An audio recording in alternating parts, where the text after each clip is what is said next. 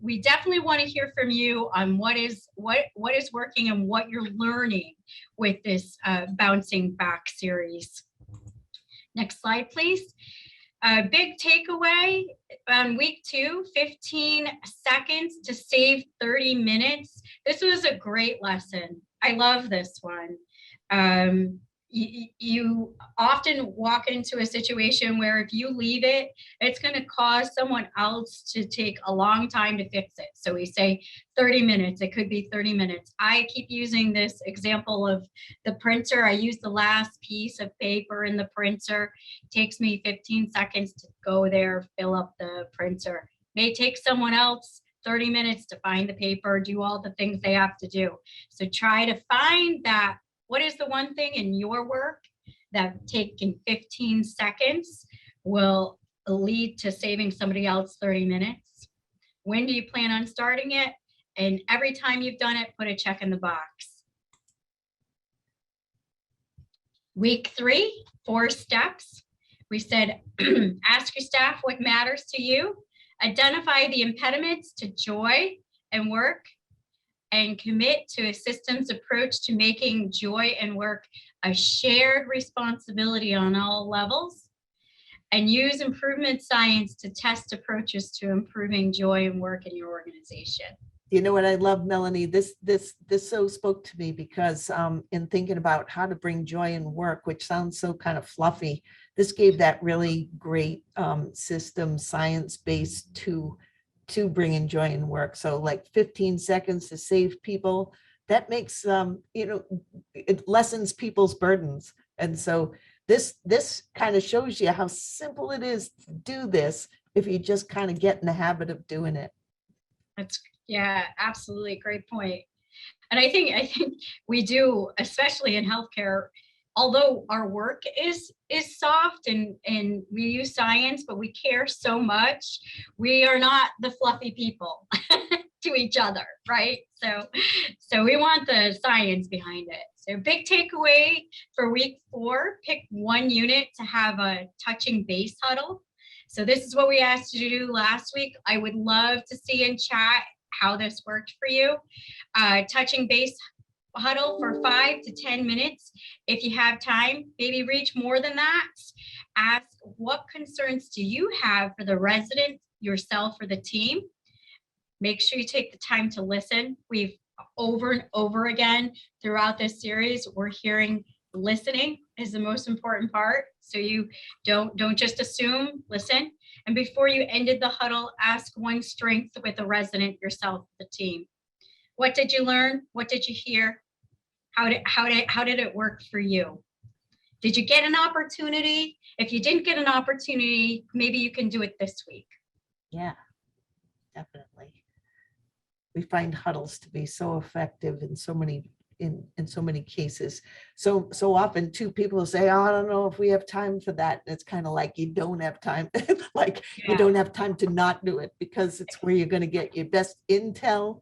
It's where you're going to get right in our, Mary Ellen and I are working on a program that brings people together to help spread a lot of information throughout the organization about what's happening for infection prevention. And it's the huddles that's really the glue, and the IPs finding out all kinds of great stuff that's happening. So we won't wait for you to put it in the chat, but we'd love to hear from you. All right, so today we're talking about creating an environment that fosters safe communication. What have you been doing?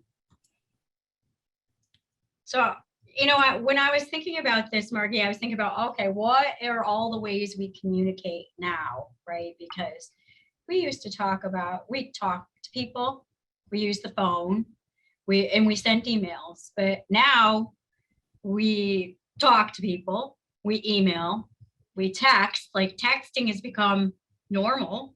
So it's texting, and you use slang. Body language has always been something you'd be concerned with. The phone, virtually. Here we are. We were talking about my glasses look like I've got tape on them. I don't. It's gold, but the virtual, we have a whole another level. Are people putting their cameras on? Are they not putting their cameras on? Are you dual? Are you tasking, doing multiple things when you're having this virtual meeting and you're missing half of the information? Google, you're using Google to get information, texting, Facebook, Twitter. There's all of these different ways to communicate. LinkedIn, we're having meetings through LinkedIn. So many different ways. So, and we have to learn how to use them properly, right? Yeah, and don't you find, Melanie, too? I think like majority of folks would say they communicate really well. And Yes. so, you know, if your default position is you communicate really well, but maybe you don't realize that your email messages need a little softening. Yes, it contained all the details, but it sounded like you were yelling at somebody. So how can you work your email messages so that they actually convey and don't, you know, convey that caring, or as Josh would say, you know, that convey the love, like making it happen. That's kind of key. Margie, that's so true. I think back when I was younger, I'm a very goal-oriented, very type A personality. I started thinking about work as soon as my eyes opened. So by the time I get to work, those soft things that some people need, like good morning, how are you? How was your weekend? I didn't really know how to do that. I was already on, oh, we have 15 things to do. Let me tell you what we're going to do today. And I realized that may not be the best communication style for many. So next slide, please. Yeah. So I thought this was interesting, and the upward and downward communication. Upward communication is when an employee directly communicates with upper management to provide feedback, share ideas, raise concern regarding their day-to-day work.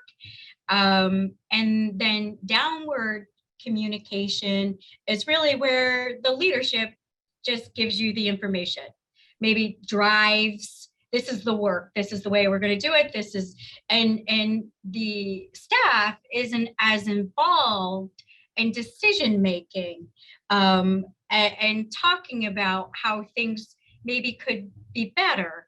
I go ahead and put in there how you may think which one's the better choice in the world we live in today. So you want to talk about this one? I think there was a little Did I, delay? slide typo there, if you will. So upward, as I said, upward is when employees directly communicate with the upper management, and downward is it's used to be more common.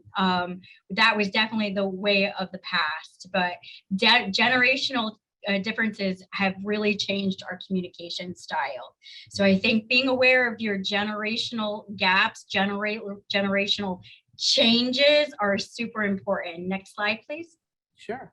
I was just noticing too, Melanie, one thing, the questions in the corner there, like how are you encouraging staff to speak up, like literally? Yeah. That's what I love about the huddles. I mean, literally, that's upward.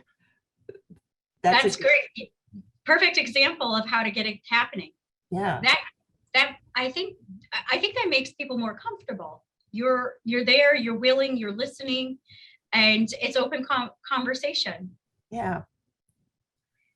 So improving communication between generations, gain generational awareness for communication styles. So there's a lot of literature, a lot of resources out there talking about the generational differences and the different styles. That's not always, it's not 100% guaranteed that if you're in Generation X, this is the way you communicate. If you're a baby boomer, this is the way you communicate. But it is a good base of understanding. the baby boomers, for example, they appreciate formal communication styles, direct, they like face-to-face, and they say millennials like authentic and fast communication. It's a this kind of generation. They value efficiency. They're very, very digital, so that is very helpful. Generation Z likes transparency and visual communication. So be aware of the styles. A clue to who you're speaking with is to pay attention to the person you're speaking with and pick up their clues. So listen to them. Are they being direct? Or some people, you say, how is their weekend? And you're going to learn a whole lot about that person, right? And then there's some people that will say it was good, and that's enough. They feel that that's okay. So pick up on the style that you're speaking with, and read that, and try to mimic and mirror that communication style. I think setting good boundaries, or setting your expectation and telling your team the best way to reach you can help your team. I know that's the way to reach you, and then maybe they'll give you those styles too. So if you have a leadership team that you're not quite connecting with, you're not quite sure what they're looking for, start developing communication styles, expectations, learn what their needs are, and you will have a better working communication. Melanie, I was reading one of the organizations who was really into the joy in work. They had developed during COVID, where they had resisted using cell phones on the floor. They decided that they would, and trying to keep up and make sure. And in one particular place, that was like the greatest thing, because finally people felt like they could like communicate in the minute, and rather than yelling down the hall, we're like, hey, can you Yeah. come on down here? I'm in 12A. And for other organizations, it was like, oh my God, now they have my cell phone and they're torturing me. And now every single second of my day, I'm getting text messages. So great kind of case in point, because for some places that was awesome, and for other places that was awful. and it's kind of about your culture. It really is. So it's not just personally, but it's also organizationally. So crazy things to think about. Culture. That's an important clue here. Culture. Next slide. All right. I think I'm up. So let me just share. This is the work of Liz Kislick, and I take no claim to it, but I thought it was brilliant when I heard it. And as we're thinking about finding new avenues of finding joy, one of those is what a lot of organizations and a lot of us who manage folks have to think about in terms of conflict. And this gave me such a different perspective on thinking about conflict and ways to kind of begin to kind of move it forward. So many of you, and I'm sure we can all relate to a particular situation where there's kind of like this A and B thinking. Sometimes that can be departments too. So, there can be kind of like the rec therapy department who has their beliefs and their thing, and maybe they're at odds with the charge nurse who runs a special care unit, let's say. And that conflict seems to be about those two people. And they're always locking heads. There's always, and before you know it, there's also kind of like legions of folks who might actually have some opinion and kind of get behind one or the other of those folks, until finally you kind of got some kind of crazy, like way over the top tension happening within your organization. This can happen if you will, this can happen between couples, but this can happen between a couple of people in an organization. This can happen between departments. This can happen between the administrator and the DON sometimes. So like, oh my gosh, like this is kind of like a very real kind of scenario where you kind of see that kind of, and how do you work it out? And I'm sure we've seen folks who kind of hung in there with each other, but Liz gives us a little bit different idea on what to think about and what to do about that conflict, because she describes something totally different, and that lots of people put the onus on those two people who are kind of locking heads. But in truth, what's really happening is what's happening beneath the surface. And what's happening beneath the surface in some organizations is things like some of the policies that might be out of whack, or maybe there's some expectations that maybe the nursing department has that the rec therapy department doesn't have, or maybe there's something that hasn't been actually talked about and actually conveyed, so that what ends up happening is these two people end up at odds with each other. They represent a particular conflict, but the conflict hasn't ever actually been like sorted out. You know, maybe it's the habits of the housekeeping department. You know, why do they need to buff the floors at 11 o'clock at night? You know, and instead, how that plays out on the floor is that the head of the housekeeping department and the director of nursing hate each other. But come to find out, that is so not the case. And so one of the things we begin to think about is when you start, and as managers and as folks who are kind of trying to help to bring joy at work, is to actually begin to think about what are some of the important parts of what's going on in your organization and what's going on behind the scenes within that particular conflict, to actually be generating some of the tension within your organization. And so right now, certainly, you know, COVID has put a huge, huge stressors on folks. You know, sometimes the expectation is that maybe somebody is supposed to be responsible for taking in all of the new information and conveying that. But maybe that's never been expressly said. And sometimes some of us, we just pick up jobs because we see a need. But the minute we stop doing it, people are like, you're not doing your job. And it's like, it was never my job to begin with. Like, why are you even like, what are you even talking about? I just happen to be kind of like filling the gaps in the absence of things. And so Liz kind of walks us through kind of a process to kind of think through and talk with folks. And so it's a desk, not a throne. And so getting dirty becomes part of that work, is getting out there in order to bring joy in work. She's actually saying, help mitigate those conflicts. Get rid of some of these gigantic, excuse me, I just went the wrong direction. Get rid of those minds that are happening below the surface, so that more and more people can really appreciate and have joy in work, and also not have to have that constant conflict.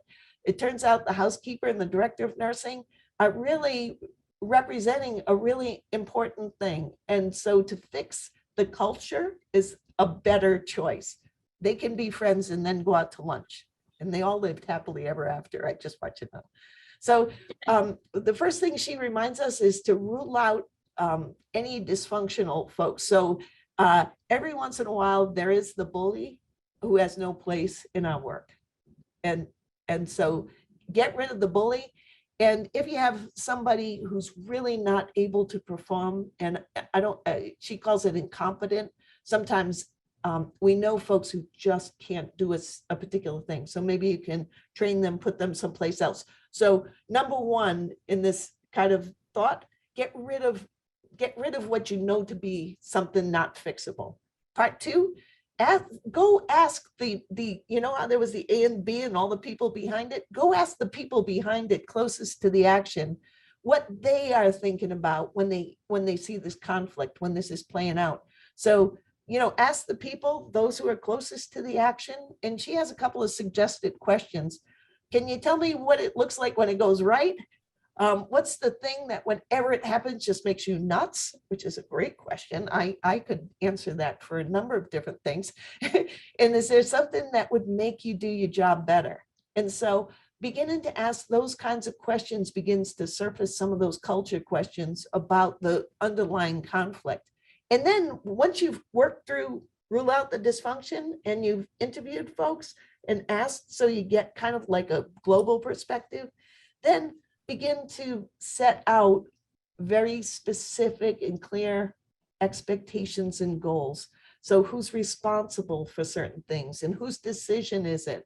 And then find allies to kind of join in on that.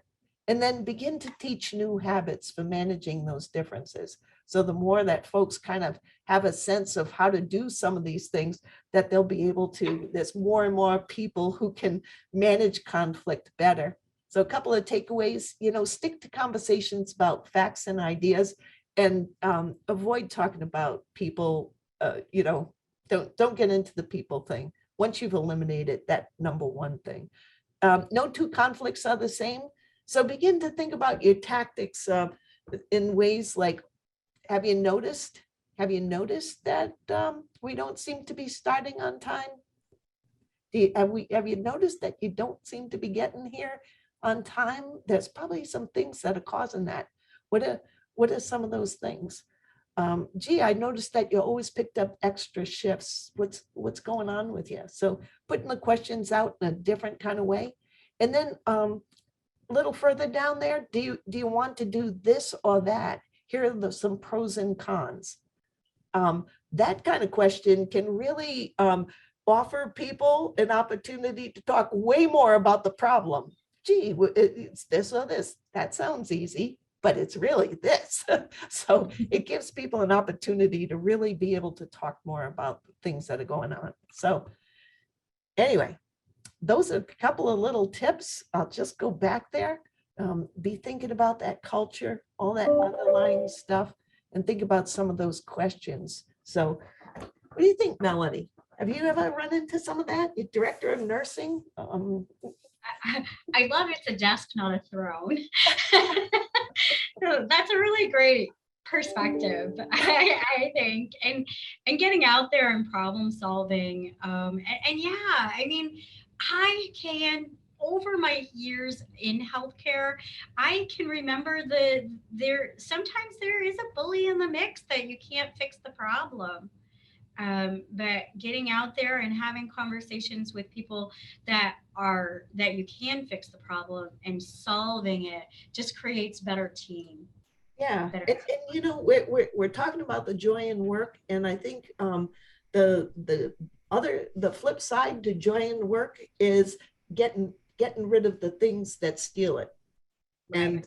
and getting rid of the things that steal people's joy and who lose their meaning and purpose, and their love for their work because there's so many there's so many speed bumps that are making it kind of awful for folks. That can be really tough.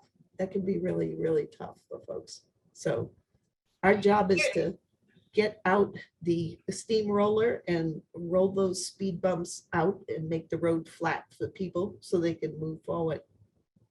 Last week we talked a lot about conversation starting and being open and ways of managing questions and ways of not assuming. And I think making sure you're approachable and you have an open door policy, whatever that open door policy is, you may not be able to do it all the time, but maybe you can put 2 hours a week, 3 hours a week, whatever it is that makes it open door, people feel they can approach you and help with communication. That's important. So we're building each week on how to improve communication and just continue working with some of these tools we're providing.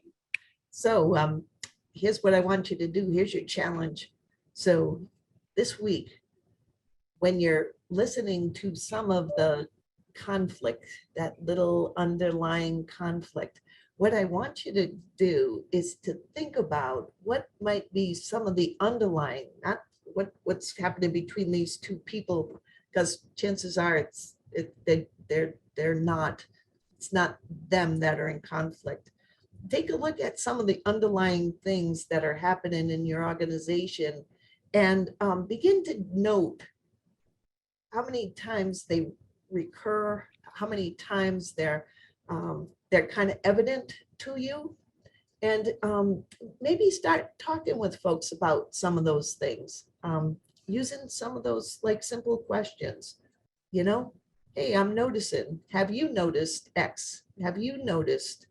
I think, you know, it's worth making you aware that maybe you don't really hate the housekeeping department or whatever that might be. Melanie, want to kick us home? I think you got some upcoming things. Yeah. Yeah, so if you only were able to make part of today, or you have a team member or a partner that you'd like to see this program, we are repeating this on 3:30 tomorrow afternoon. And also don't forget IP3 at 11 on Thursday. That is the second part to building the business case. We have guest speaker, Mary Ellen Casey, who's on today. She's helping us out with IP3. Super excited to hear her continuation of that program. And yeah, and look forward to session 6 next week. Thanks, Please, everybody. oh, sorry. If you have any questions, put them in chat. And Margie? Yeah, looks like we hit it, I think. So we'll look forward to seeing you all soon. And thanks so much. Thanks, Melanie. Always fun sitting in with you. Thank you. Bye, Have everybody. a great day.